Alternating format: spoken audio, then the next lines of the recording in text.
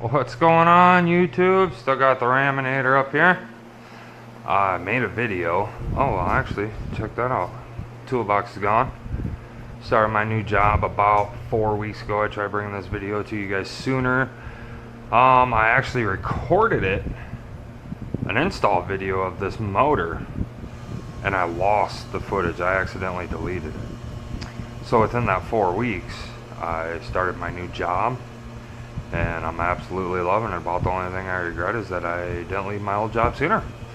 Anyways, enough of that. Let's talk about the Raminator. I put the Tylor 71 Supreme in here.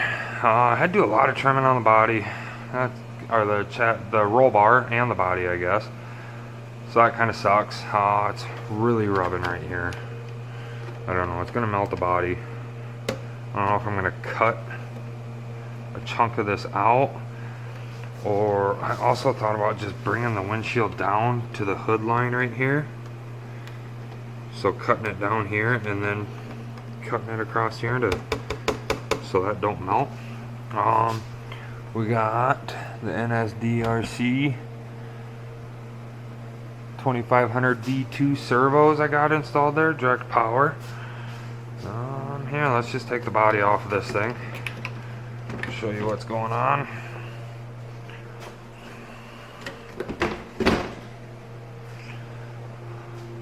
So yeah, my garage got quite a bit bigger without that big box in there.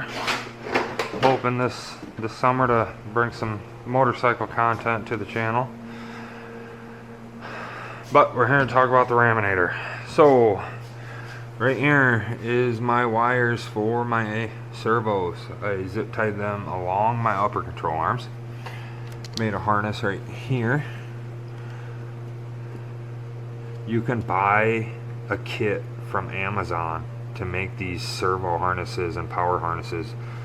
If anybody's doing this out there, get one. They're worth it. So from there, my harness, the right side is my servo. The left side is the harness that I made. Comes up here to the chassis, right here. It comes up into here.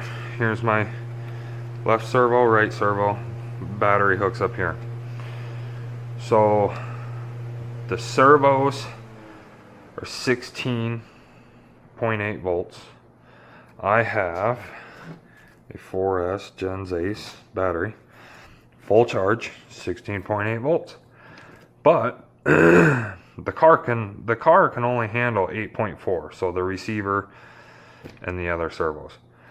So what I did, I had some electrical gremlins when I was messing with this. I ended up ripping wires out of my kill switch. I burnt up my throttle servo.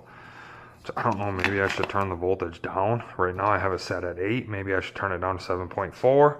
I'll do some digging on that. Here's my kill switch. So these two wires right here are supposed to be over here. I just soldered them so I could set my endpoints. Anyways, servo harness, battery, that comes here into this BEC. I have this BEC set at 8 volts because the car or the truck can take, supposedly can take 2S LiPo, which is 8.4 volts full charge. Right? Yeah.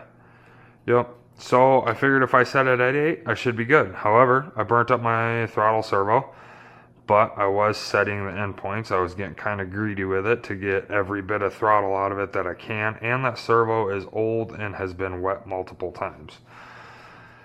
So I don't know. We'll see what happens. Either way, I gotta get a new servo. Whether I upgrade it or just put the same servo in, I'm not sure on that yet. So I have my BEC here. I got the 3-wire. Brown's ground, red is power, and orange I believe is just for like when you hook it up to your laptop to program the voltage. So then I made my own harness here once again, and I used the red and the black, and I soldered that right to where the old battery went. For that, these are the kits that you get on Amazon, and I'm telling you, they're so worth it. You put your own pins in, comes with wiring, shrink wrap. You can do the little red connectors or the 3-wire servos. It comes with the splices, it comes with locks, crimp, it's worth it. Cheaper and shit too. So if you're doing any wiring, get that. You can make all your harnesses to the exact length that you want them, I guess. What else? Here, while we're talking about electricity, we can set that back down. We'll turn the radio on. I can show you the speed of these servos. I can't really show you the power because it's sitting without the tires on the ground. But watch these tires. Pretty cool. Just gonna rip itself apart.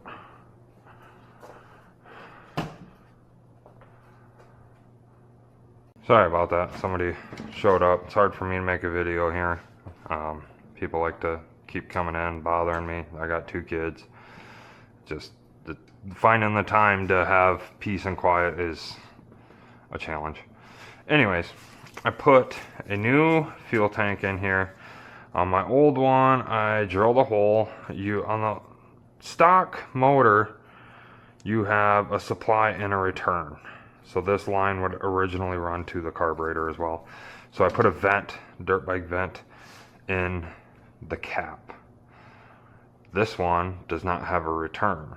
So my old tank was getting yellow, had a bunch of shit in it anyways. So I just bought a whole new tank, put my vent on the return line. Should work out pretty good. On the other electrical side of things, this is the factory or the kill switch that comes with the Tylor 71. I removed this, and there is one spade, pin, whatever, coming out of the coil there. You get a wire, put a spade to it, and run a wire to the bottom of this kill switch. That will make this kill switch will take place of this one, but your remote kill switch on your controller will still work. To me, that was super important to have the one on the controller work. I don't give a shit about this one really, but I never use it, but I have to be able to shut it off with a controller in case it has a runaway or anything like that. So yeah, we got that. Well, here's the air filter. The one that comes with the motor is straight, and it does not fit. It hits the tank. So I bought one from Primal that has the 45 or whatever boot to drop the air filter down a little bit. I don't know, seems to fit a lot better. The other one wasn't even close to fitting.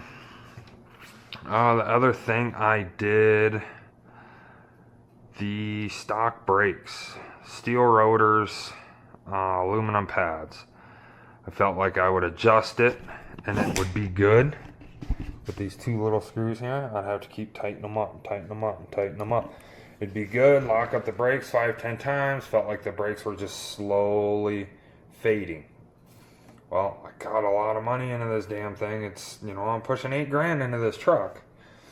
So I wanted to prevent that, and so I got online and I seen they make, Johnny Crash Racing makes carbon fiber brake rotors. Supposedly these will stop the aluminum pads from wearing so fast. So it's a lot less adjustment. So we're gonna see what that has to offer. My throttle, another thing I came across, my throttle cable. I have it ran right here. I had the old one. Try and get to it here.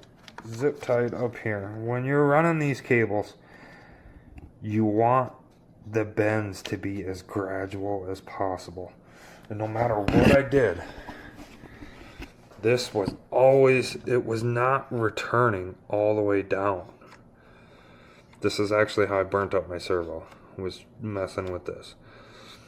I could not get it to return. Once again, expensive truck. Look, I am not okay with starting this thing and this carburetor not returning to 0. And the truck's just going to want to take off. So I said, screw it, and I bought a throttle cable. And when I remove the old one, sure as shit, it's frayed. So if you have this issue, or you have a Raminator and you're putting a $2,500 motor into it, maybe not just, you know, don't be a cheap ass and spend the $8 on a throttle cable too while you're at it. You already spent all the money on the truck and the motor. What's another $8? So yeah, I think that's it.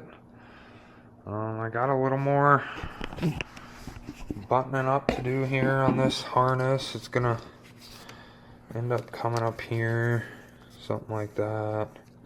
I'll try keeping everything in a loom. This is hard to do while I'm holding the camera in there. This is gonna end up strapped up like that. This one is my direct power and my signal for my steering servo. One here, running on this control arm. The other one running down this one. They do look good in there. Carbon fiber brake rotor up front. Carbon fiber in the rear. BEC back here. Getting a new kill switch. And then I need to oil the foam filter and get some fuel. It says that it's recommended 120 octane. And we're gonna start this thing up. Do a break-in. Alright, well that should be it, guys. Oh yeah, and with the carbon fiber brake rotors, this thing freewheels so much better. There's no binding. It's squeaking, but that's just the U-joints. I do drive this thing in the snow, but there's no binding. It's just buttery smooth. I can't wait to get this thing out. Well, thanks for tuning in, guys, and we'll see you on the next one.